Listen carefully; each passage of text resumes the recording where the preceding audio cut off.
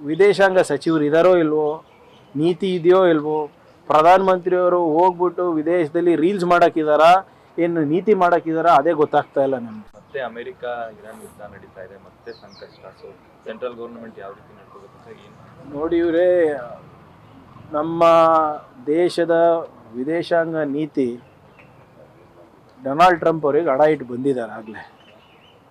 ಹೋದ ಬಾರಿನೇ ನಮ್ಗೆ ಏನೇನು ಸಂಕಷ್ಟ ಎದುರಾಯಿತು ನಿಮ್ಗೆ ಗೊತ್ತಿದೆ.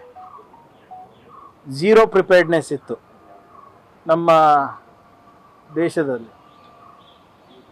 ಯಾವ ರೀತಿ ಇಂಧನ ಸಚಿವರು ದಾರಿ ತಪ್ಪಿಸಿದ್ರು ಪಾರ್ಲಿಮೆಂಟ್ನಲ್ಲಿ, ಅದು ಕೂಡ ಇದು ಇದೆ.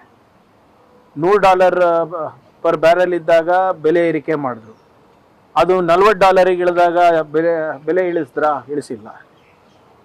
ನಮ್ಮ ವಿದೇಶಾಂಗ ಸಚಿವರು ಇದ್ದಾರೋ ಇಲ್ವೋ, ನೀತಿ ಇದೆಯೋ ಇಲ್ವೋ, ಪ್ರಧಾನಮಂತ್ರಿಯವರು ಹೋಗ್ಬಿಟ್ಟು ವಿದೇಶದಲ್ಲಿ ರೀಲ್ಸ್ ಮಾಡೋಕ್ಕಿದಾರಾ, ಏನು ನೀತಿ ಮಾಡೋಕ್ಕಿದಾರಾ, ಅದೇ ಗೊತ್ತಾಗ್ತಾ ಇಲ್ಲ ನಮಗೆ.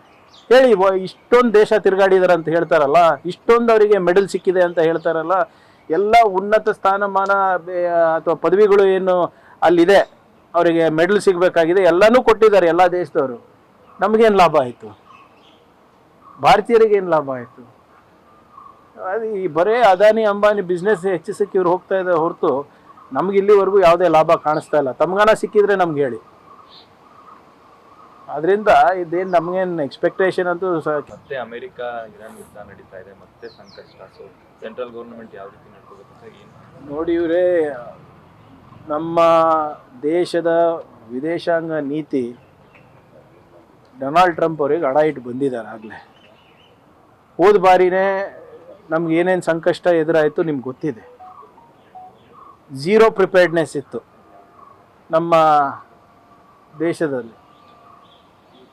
ಯಾವ ರೀತಿ ಇಂಧನ ಸಚಿವರು ದಾರಿ ತಪ್ಪಿಸಿದ್ರು ಪಾರ್ಲಿಮೆಂಟ್ನಲ್ಲಿ, ಅದು ಕೂಡ ಇದು ಇದೆ. $100 ಪರ್ ಬ್ಯಾರಲ್ ಇದ್ದಾಗ ಬೆಲೆ ಏರಿಕೆ ಮಾಡಿದ್ರು, ಅದು $40 ಇಳಿದಾಗ ಬೆಲೆ ಇಳಿಸಿಲ್ಲ.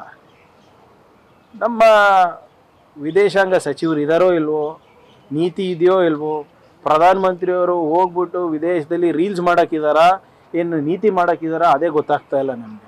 ಹೇಳಿ, ಇಷ್ಟೊಂದು ದೇಶ ತಿರುಗಾಡಿದಾರೆ ಅಂತ ಹೇಳ್ತಾರಲ್ಲ, ಇಷ್ಟೊಂದು ಅವರಿಗೆ ಮೆಡಲ್ ಸಿಕ್ಕಿದೆ ಅಂತ ಹೇಳ್ತಾರಲ್ಲ, ಎಲ್ಲ ಉನ್ನತ ಸ್ಥಾನಮಾನ ಅಥವಾ ಪದವಿಗಳು ಏನು ಅಲ್ಲಿದೆ, ಅವರಿಗೆ ಮೆಡಲ್ ಸಿಗಬೇಕಾಗಿದೆ, ಎಲ್ಲನೂ ಕೊಟ್ಟಿದ್ದಾರೆ ಎಲ್ಲ ದೇಶದವರು.